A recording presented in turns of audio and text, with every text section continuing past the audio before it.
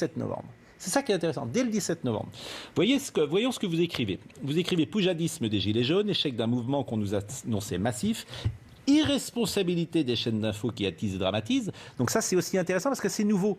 Effectivement, avec les réseaux sociaux, et peut-être que la société change, et peut-être que nous-mêmes, on n'a pas pris assez la mesure de ce qui se passe, et que ce couple réseaux sociaux, chaîne info peut être compliqué. Soutien à Macron à son combat contre les populismes et à la fiscalité écolo. Le 18 novembre, vous écrivez, dans ce qui est en train de se lever en France, il y a de la détresse, de la souffrance, mais aussi de la colère. Noble et belle cette colère, ou passion-tiriste. Relire Descartes, Spinoza et écoutons les Gilets jaunes. C'est ce qu'on disait tout à l'heure. Vous dites à des Gilets jaunes, lisez Spinoza et Descartes, et là, ils peuvent vous dire... Donc c'est à vous que je disais de lire Spinoza. Ah bon, d'accord. Aux chaînes d'info. Bah oui. D'accord. Et Twitter s'emballe encore. J'ai dit dans une conférence au CRIF que la colère peut être soit noble et belle, soit passion triste. Les Gilets jaunes sont hélas dans les seconds cas.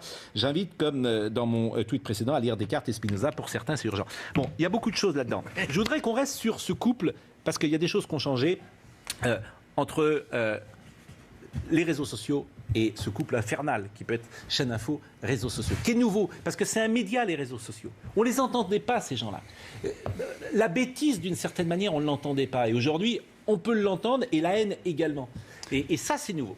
La bêtise, on l'a entendu sur les réseaux sociaux, mais on l'a entendu aussi sur les chaînes de télévision. C'est-à-dire que lorsque vous avez invité, comme si c'était vous ou d'autres... Ah non, mais moi, je me fais le reproche d'avoir invité Maxime Nicole. Voilà. Je me fais le reproche. C'était des oracles. Oui. Monsieur Nicole, oui. Monsieur Drouet, oui. Monsieur Chalençon. Je suis d'accord. Dont on a compris très vite que dans le meilleur des cas, en effet, c'était des boulangistes. C'est-à-dire des gens qui rêvaient d'un renversement de l'ordre établi et de l'appel à un homme providentiel. Et dans le pire des cas, que c'était juste des gens qui ne savaient pas ce qu'ils disaient.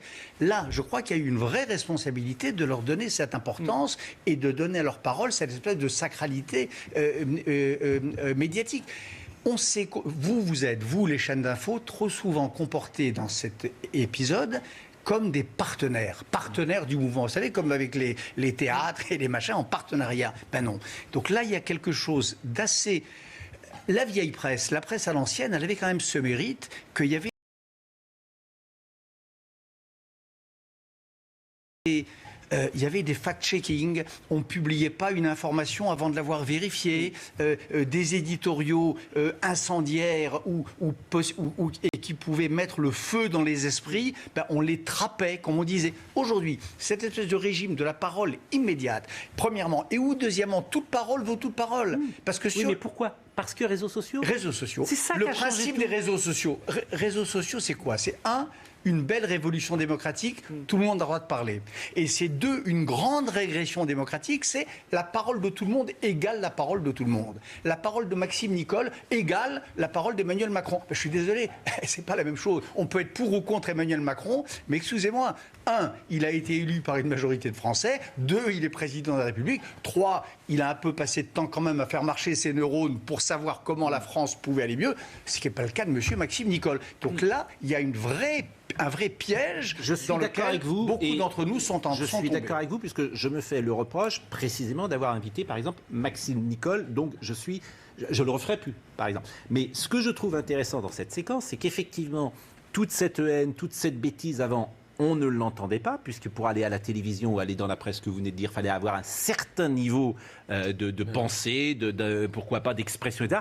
Et que via les réseaux sociaux aujourd'hui, nous sommes tous contaminés par des gens qui avant, effectivement... Mais on n'a pas entendu que de la haine et de la bêtise ici, sur ce plateau. On a entendu... Non, je ne dis pas ça. Je dis qu'elle a contaminé et infusé. Je dis que c'est un nouveau média, les réseaux sociaux, au même titre que la télévision, etc. C'est un nouveau média dans son ensemble et que ça a infusé et contaminé la société française.